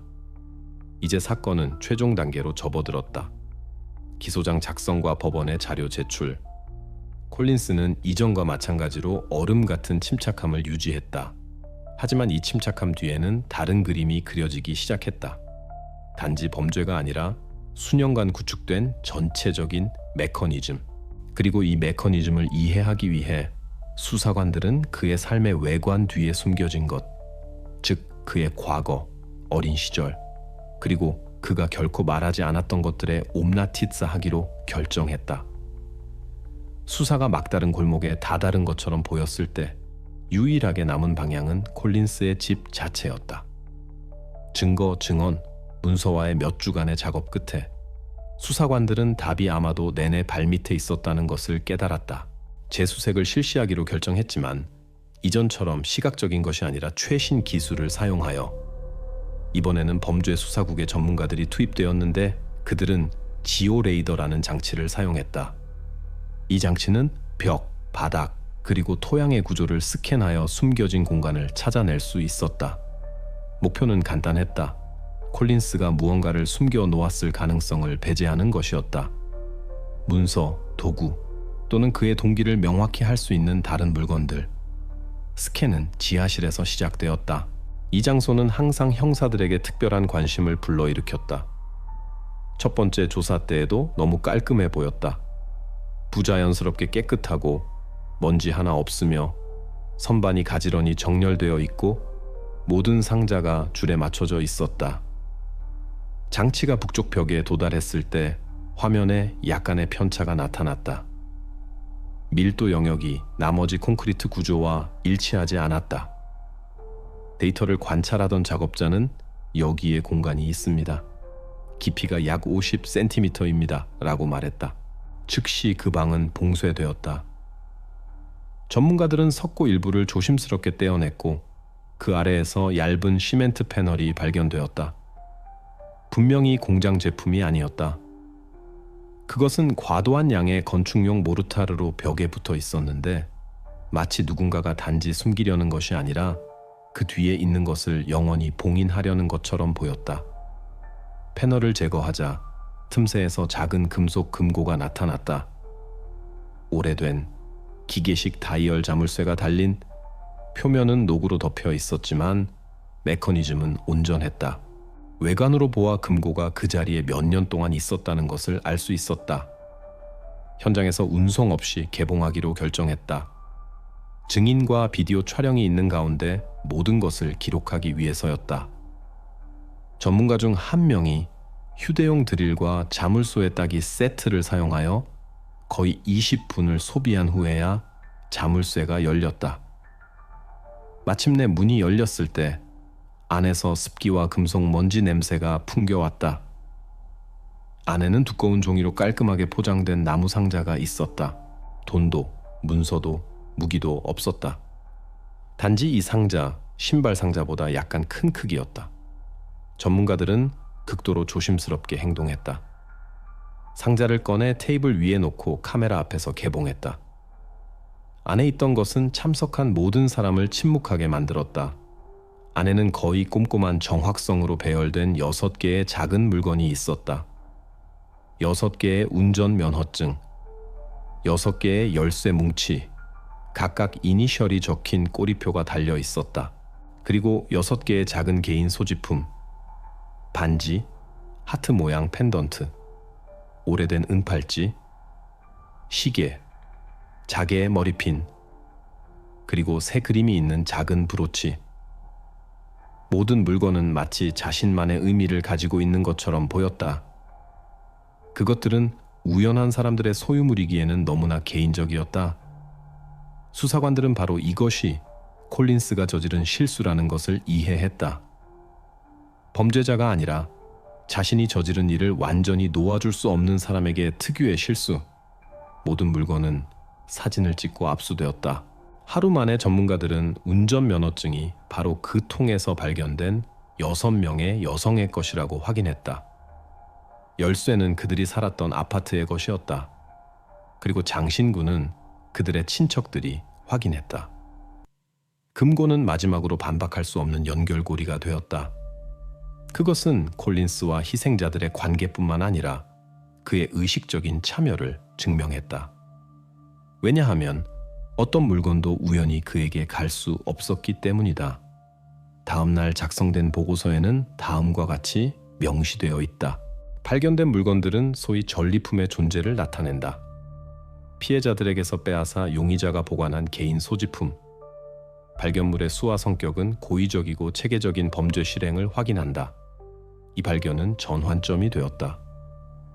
몇 달간의 수사, 수많은 버전, 가설, 그리고 미완의 이야기 끝에 퍼즐이 마침내 맞춰졌다. 콜린스는 더 이상 단순한 용의자가 아니었다. 이제 그는 명백한 범인이었다. 그의 침묵은 무게를 잃었고, 왜냐하면 물건들이 말하고 있었기 때문이다. 6명의 여성의 운명은 윤곽을 드러냈고 비밀은 물질적인 증거를 얻었다. 오랫동안 이상적으로 보였던 집은 모든 사소한 것, 깨끗한 벽에서부터 용접된 통까지 끔찍한 진실을 숨기고 있는 장소로 변했다. 금고를 개봉한 후 수사관들은 그들의 작업이 끝나가고 있다는 것을 깨달았다. 나머지는 법원의 몫이 될 것이다. 하지만 자료를 넘기기 전에 그들은 한 걸음 더 나아가기로 결정했다. 콜린스의 개인 기록, 문서, 그리고 기록 보관소를 연구하여 DNA도 감정도 설명하지 못하는 것에 답을 찾으려고 시도하는 것이었다. 이 사람을 움직인 것은 무엇이었으며 왜 그는 마치 자신만을 위해 쓰여진 계획을 수행하는 것처럼 이 모든 것을 했는가? 콜린스가 다시 신문실로 불려왔을 때 분위기는 이미 달랐다. 이번에는 테이블 중앙에 문서 파일이나 사진이 놓여 있지 않았다. 단지 나무 상자, 바로 그의 지하실 벽에서 꺼낸 그것이었다. 금고의 금속, 녹냄새, 그것이 포장되어 있던 종이. 이 모든 것이 마치 단순한 물증이 아니라 그의 비밀의 본질을 흡수한 것처럼 보였다. 수사관은 불필요한 말 없이 상자를 열었다. 천천히 하나씩 6개의 운전면허증을 꺼냈다. 테이블 위에 펼쳐 놓았다. 그 옆에는 6개의 열쇠 뭉치, 6개의 개인 소지품, 이제는 친척들이 확인한 것들이 있었다. 각각은 이름, 이야기, 삶을 가지고 있었다. 콜린스는 이전처럼 침묵했지만 이번에는 그의 시선이 변했다. 이전에는 증거를 보기를 피했다면 이제는 오히려 눈을 떼지 않았다. 처음에는 얼굴에 거의 눈에 띄지 않는 가벼운 긴장감. 그 다음에는 마치 너무 오랫동안 숨을 참았던 사람처럼 짧고 거의 눈에 띄지 않는 한숨. 수사관은 서두르지 않았다. 그는 침묵이 공간을 채우도록 내버려 두었다. 1분이 지나서야 그는 말했다. 우리가 당신 집에서 이것들을 찾았습니다. 전부요. 6명, 6개의 운명. 왜 이것을 보관했습니까? 말은 종소리처럼 공중에 울렸다. 긴 침묵. 카메라는 몇 초를 기록한다.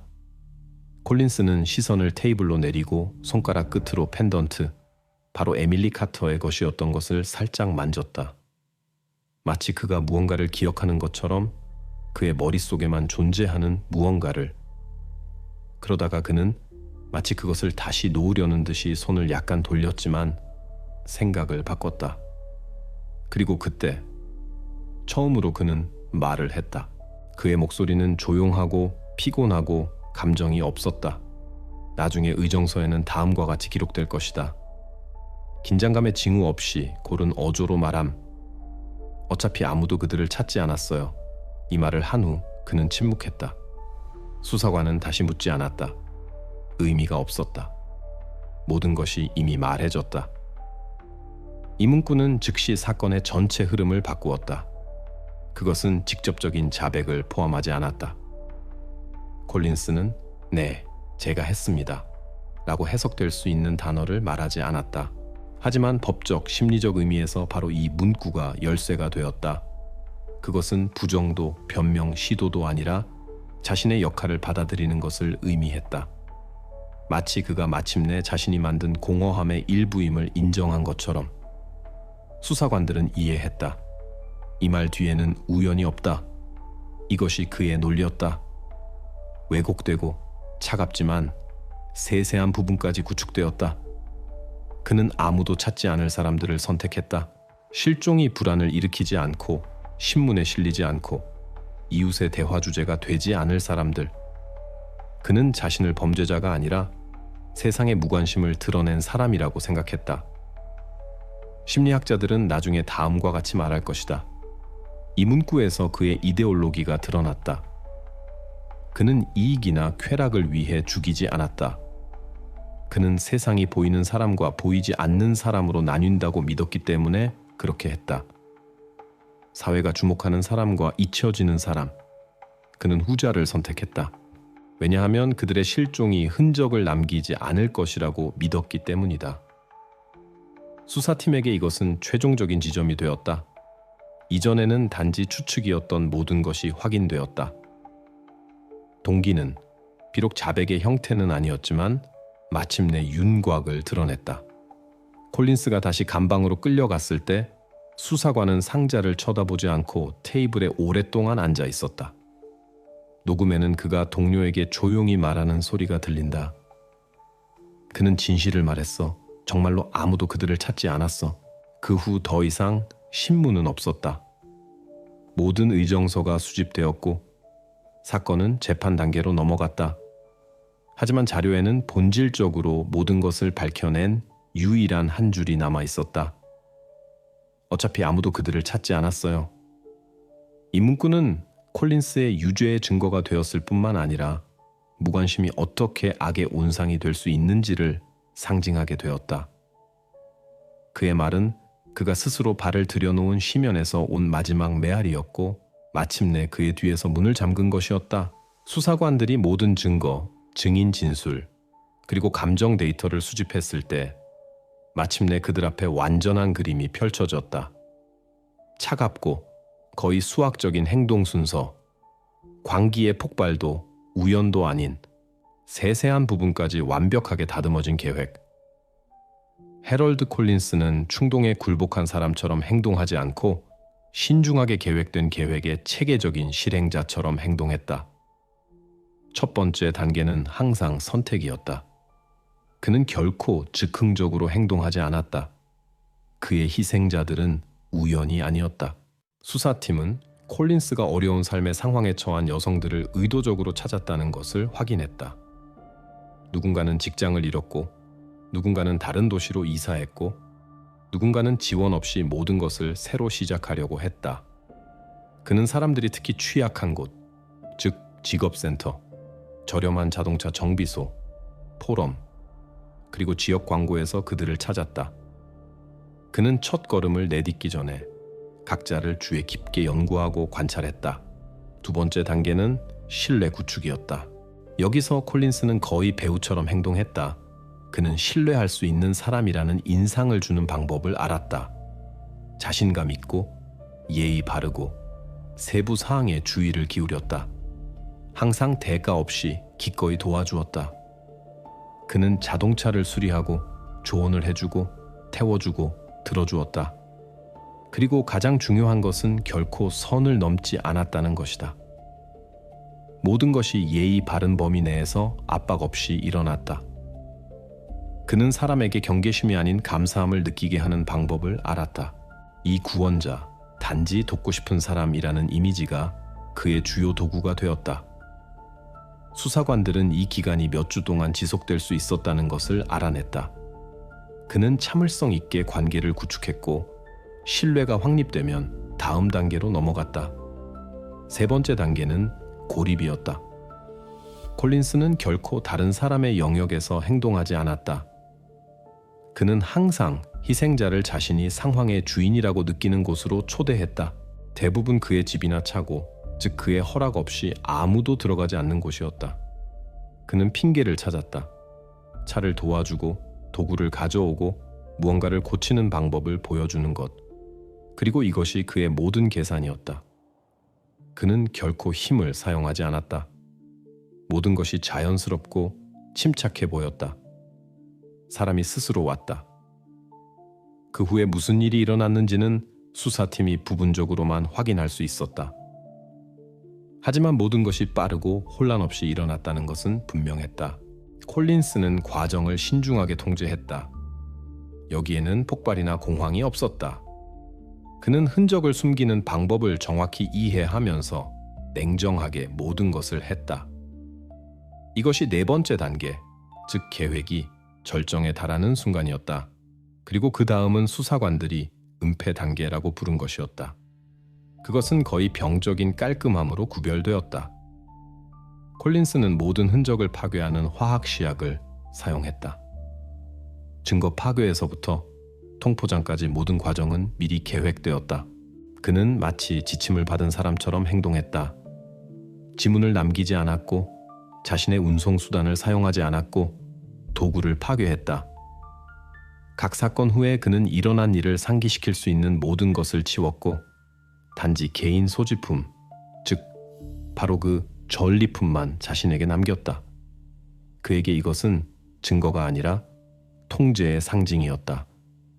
이 행동 순서는 반복되었다. 8년 동안 6번, 단 한 번의 실수도 없이. 수사관들은 그가 결코 계획을 바꾸려 하지 않았다고 지적했다. 실험하지도, 즉흥적으로 행동하지도 않았다. 이것은 각 단계가 자신만의 의미를 가진 의식적인 구조였다. 사건에 참여한 심리학자들은 그의 행동이 범죄자의 열정이 아니라 냉정한 일상과 비슷하다고 말했다. 그는 마치 감정도 의심도 없는 과제를 수행하는 것 같았다. 모든 행동에는 논리가 있었고 모든 세부 사항에는 반복성이 있었다. 콜린스는 단지 범죄를 저지른 것이 아니었다. 그는 그것들을 자신이 메커니즘의 일부가 된 순환으로 만들었다. 보고서에서는 이것을 강박에 가까운 체계성이라고 불렀다. 그는 위험을 추구하지도 명성을 찾지도 메시지를 남기지도 않았다. 그의 전리품은 그가 실행자가 아니라 자신의 힘을 확인해야 하는 사람이라는 것을 드러내는 유일한 것이었다. 그렇게 수사팀은 그의 모듈 오페란디가 충동이 아니라 시스템이라는 결론에 도달했다. 명확하고 반복 가능하며 감정이 없다. 그가 한 모든 것은 같은 패턴에 따라 일어났다. 그리고 바로 이것이 그가 그렇게 오랫동안 눈에 띄지 않게 지낼 수 있었던 이유였다. 재구성은 피를 차갑게 만드는 결론으로 끝났다. 해럴드 콜린스는 8년 동안 행동하며 모든 실종을 정확하고 거의 기계적인 의식으로 만들었다. 그리고 이 의식이 마침내 밝혀졌을 때 수사관들은 앞으로 가장 어려운 일이 기다리고 있다는 것을 깨달았다. 왜 그랬는지 설명하려고 시도하는 것이었다. 해럴드 콜린스의 사건이 법정에 이르렀을 때 법정의 분위기는 거의 만질 수 있을 정도였다. 피고인석에는 8년 동안 이중 생활을 하고 이웃에게 미소를 짓고 아내와 교회에 가고 마당에서 바비큐를 하던 남자가 있었다. 하지만 이제 그는 움직이지 않고 앉아 손을 모으고 시선은 어딘가 다른 곳을 향하고 있었다. 그 주위에는 기자들, 카메라, 사망자들의 친척들이 있었다. 그리고 첫 번째 재판이 시작되었을 때 완전한 침묵이 흘렀다. 변호인 측은 명백한 사실을 부정하는 것이 무의미하다는 것을 이해했다. 너무 많은 사실들이 콜린스를 범죄와 연관시켰다. 그래서 그들의 전략은 다른 것에 기반을 두었다. 그의 유죄를 직접적으로 증명하는 증거는 없다는 것을 증명하려는 시도였다. 그들은 통, 금고, 개인 소지품의 발견을 부정하지 않았다. 감정 데이터도 반박하지 않았다. 하지만 그들은 주장했다. 네, 이 모든 것이 그의 집에서 발견되었지만 이것이 그가 살인을 저질렀다는 것을 증명하지는 않는다. 변호사는 증인이 없다는 것, 희생자들의 물건에서 콜린스의 DNA가 발견되지 않았다는 것을 언급했다. 그는 상황의 희생자라는 이미지 주변에 변호 라인을 구축하며 증거가 조작되었을 수 있고 의뢰인의 침묵은 자백이 아니라 조작을 피하는 방법이라고 주장했다. 검찰 측은 사건에 다르게 접근했다. 그들의 입장은 하나의 세부 사항이 아니라 전체적인 그림에 기반을 두었다. 각 증거는 그 자체로 절대적인 증거가 아니다. 하지만 함께 모이면 명확하고 흠잡을 데 없는 시스템을 형성했다. 검사는 배심원들 앞에서 범죄의 논리를 단계별로 구축했다. 희생자 선택에서부터 흔적 은폐까지. 그는 사진, 발췌록, 증인 진술, 카메라 녹화물을 보여주었다. 겉보기에는 침착한 남자가 끔찍한 행동을 할 수 있는 사람으로 성장하는 방법을 설명할 수 있는 모든 것을, 특히 강렬했던 순간은 검사가 투명한 봉투에서 나무 상자를 꺼냈을 때였다. 바로 지하실 벽에서 발견된 그것이었다. 그는 그것을 배심원들 앞에 놓고 뚜껑을 열고 말했다. 이것은 단지 물건이 아닙니다. 이것은 더 이상 없는 사람들에 대한 기억입니다.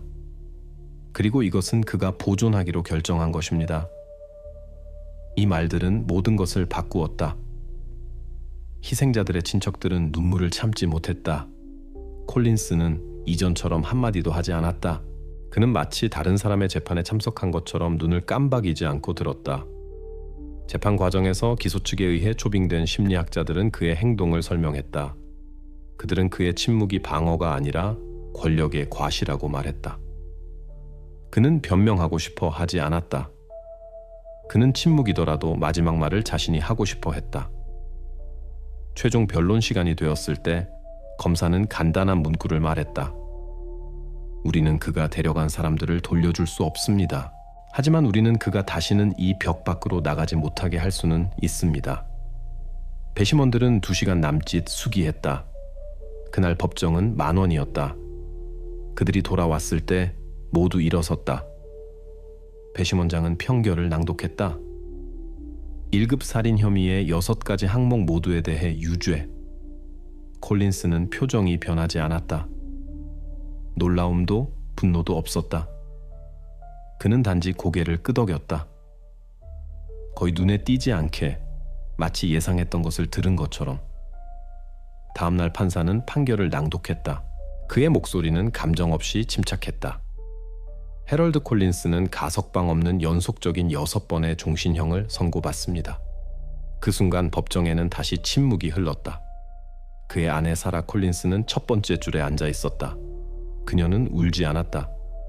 단지 고개를 숙이고 재판이 끝날 때까지 들지 않았다. 그렇게 최근 몇 년간 가장 떠들썩했던 재판이 끝났다. 자백도 뉘우침도 변명하려는 시도도 없이 법원은 유죄가 입증되었고 처벌은 피할 수 없다고 판결했다. 하지만 판결 후에도 수사관들에게는 콜린스의 이야기가 끝나지 않았다는 느낌이 남았다. 동기에서부터 아무도 모르는 다른 가능한 희생자들까지 그의 삶에는 너무 많은 불분명한 점들이 남아 있었다.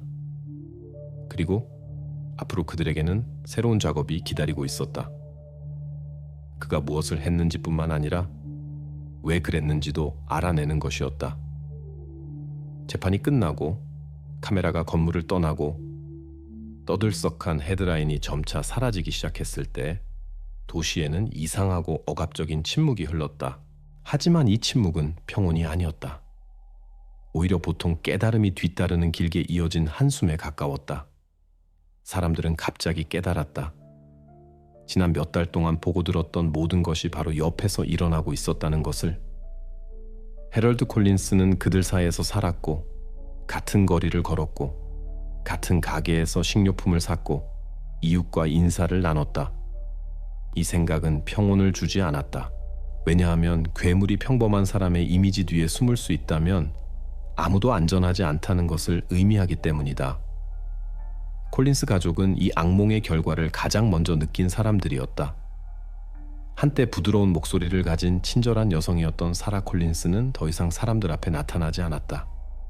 재판 내내 그녀는 카메라를 피해 먼 줄에 앉아 있었고 지인들의 전화에 점점 더 드물게 응답했다. 새로운 재판이 열릴 때마다 그녀의 얼굴에서 무언가 꺼져가는 것 같았다. 판결이 선고되었을 때 그녀는 울지 않았다.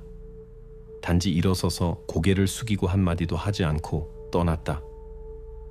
몇 주 후 그녀가 이혼 소송을 제기하고 집을 포기하고 성을 바꿨다는 사실이 알려졌다. 나중에 기자들은 그녀가 아이들과 함께 이사했다는 것을 알아냈다.